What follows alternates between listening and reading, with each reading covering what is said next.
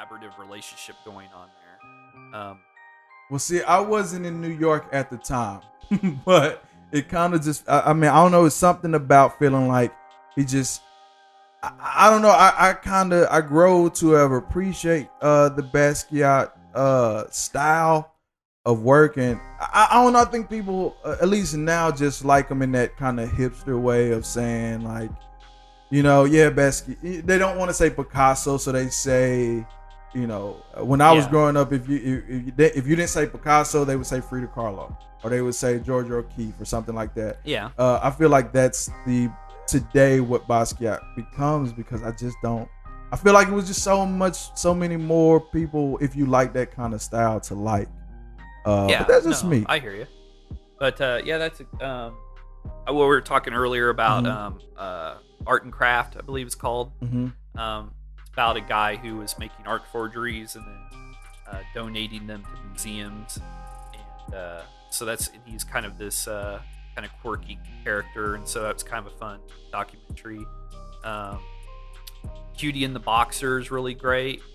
I really enjoyed that one. There's tons of them. What have you seen? Well, speaking of kind of I guess it both kind of plays into the art and craft, and I haven't seen it, but I think I'm gonna check it out. Exit Through the Gift Shop. Have you ever saw that one? Yes, that's another. Yes, it's one of my favorites. Yeah. What do you think about that? Because I look at that. What do you think about that? About Banksy or about what's his name? I'm trying to think off the top of my head what that guy's name is. Something. Drawing a blank. I'll look it up. But yeah, because I look at it. There was this big debate for me in high school, where my teacher would ask me about Jeff Koons. Not sure if you're familiar with his work. Yeah. And there is this, because Jeff Koons, as most people, or at least in the circle of people I would talk to then, he didn't do his own work. He basically made these little things and commissioned to make it be this big thing and put his name on it. And I look at, Exit Through the Gift Shop.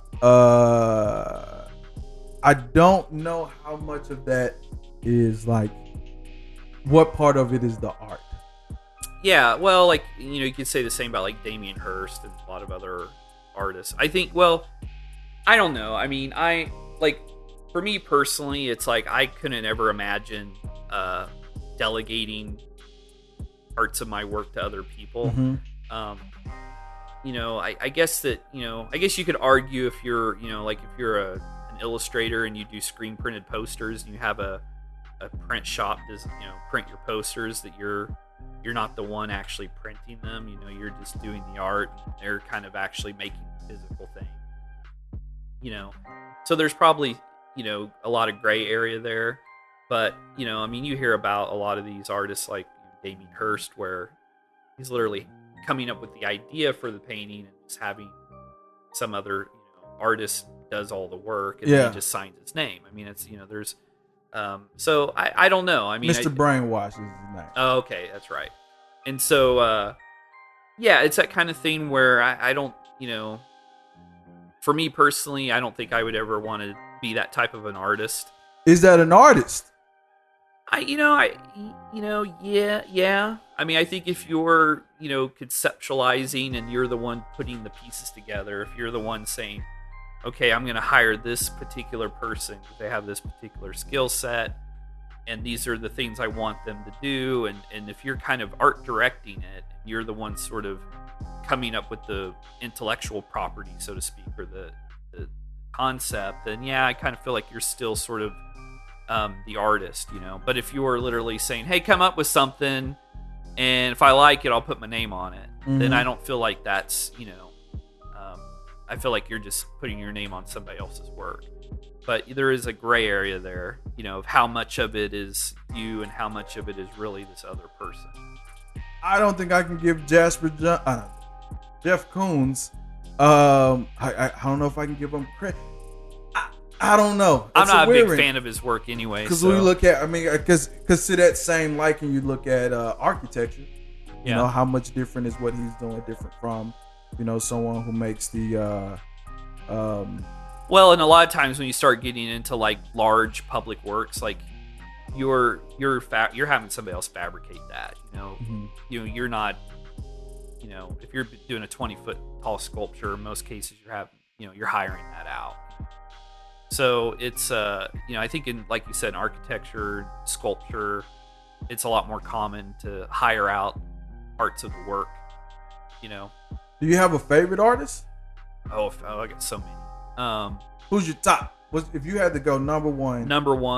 I don't know. I mean, I'm really drawn to Francis Bacon a lot.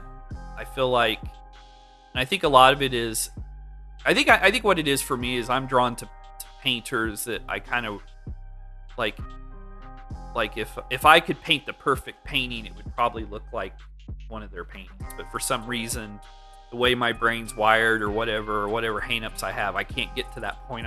Myself. Like I've tried to paint like Francis Bacon, it just doesn't ever work. Like try to kind of let that influence me, heavily, and it just never works. Basquiat's another artist that like if I try to sit down and do a Basquiat, I wouldn't be able to do it. So it's well, some would argue that you do have a very similar style to a Basquiat. Well, I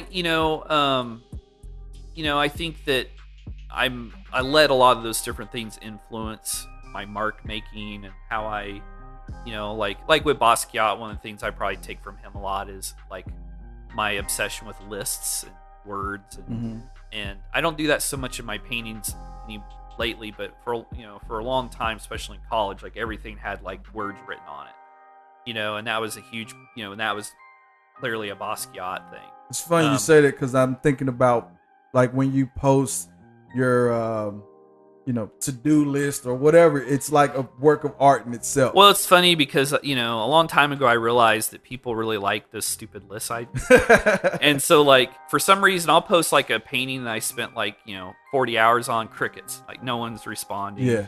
And I'm thinking, okay, and then I posted my fucking grocery list and then people are like, oh man, this is cool, and I get like 50 likes, and because it's like, I think it's that invasion of privacy. Yeah. I was talking to in a interview I recently did. I was talking about this like, for me, I still write like my notes. I can't type my notes because I don't have a connection to it. So when I'm writing or coming up with a outline for a doc that I want to do or a template or whatever, I have to write it down. Part of it is just because I feel connection with the ability to scratch something out, underline it for no reason at all or whatever. But also, I think back about legacy sometimes, and like I own two or three books that are like this. I own Kurt Cobain's diary that was made, and I own this Tupac, like this whole presentation where it's just a replica of his comp books and his notes, and he may have wrote a rap on a receipt and all these things. I feel like just opening, you feel like I was sitting at the table with him at that moment. I get to be in. Well, it feels a lot more real when it's like written on a napkin or something and typed out on. And so I think one day I'm gonna make something great and die, and my kids are gonna make billions of dollars off of my notes. Yeah. And because it's that invasion, and you give that to people. Like even me, I'll see you post something and I'm like, okay, he's getting into Stranger Things now. Maybe, if this is on his list, maybe I need to put it on my list of things to do. It's funny because I really, I don't even really know why I started posting those things. I mean, I make those are legitimate lists I make for myself. And I just post them because people seem to respond to them. But I kind of do that also as a way to sort of, if I kind of put things out in the world, like these are things I need to get accomplished. If I put it out in the world, then I feel like I'm more accountable. Like I feel like somebody like you be like, hey, did you ever get around to finishing that? I'm like, yeah, and like people give me a hard time if I'm not finishing this stuff because I'm announcing it to the world that like, hey, because at some point I'm gonna go, did you ever finish watching so and so? Yeah. Like if you were to put, something on your list of like a documentary, and I go out and watch it, like 3 weeks after you put it on your list, I want to Yeah. know if you even watched it at all. Well, and if I put something on the list and I still haven't done it 2 or 3 weeks later, I feel like guilt over it. Like it makes me like I'm much more aware of it then. It's like, and I think that's part of the reason I do it is it's sort of because I'm kind of somebody that if you really let me, kind of live in my natural habitat, I would just sit in a chair and watch Netflix all day and not do anything. And so I have to kind of create these external things that will kind of keep me going. Yeah. Like art shows. I schedule an art show so I'll paint.